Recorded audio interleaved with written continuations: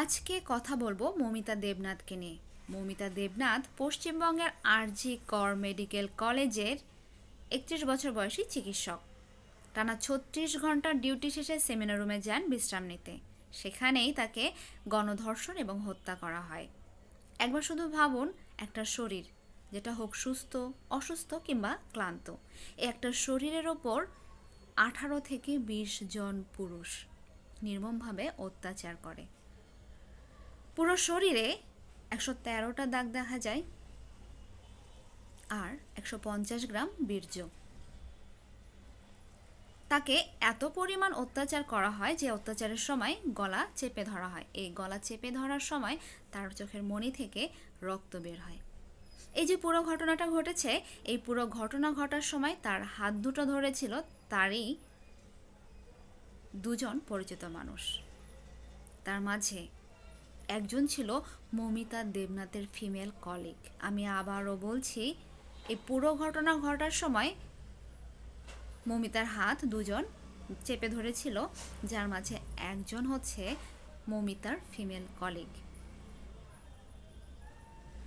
মৌমিতা হয়তো বাঁচার জন্য অনেক আশা করেছিল, অনেক হয়তো আকুতি মিনতি করেছিল তার ফিমেল কলিগের কাছ থেকে, একটু সহানুভূতি তো পেতই। সে হয়তো চেষ্টা করলেই তাকে বাঁচাতে পারতো, সেফ রাখতে পারতো, কিন্তু এমনটা হয়নি।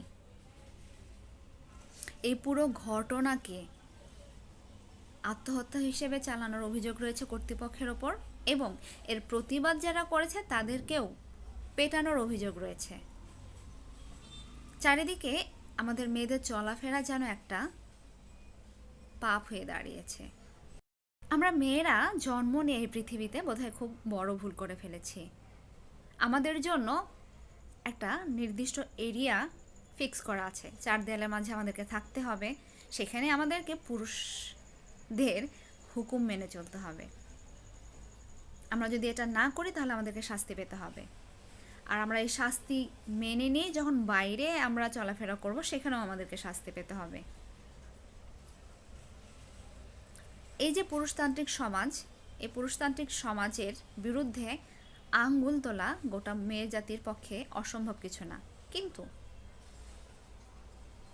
কিছু ক্ষমতালোভী মানুষ এগুলোকে দাবিয়ে দেয়।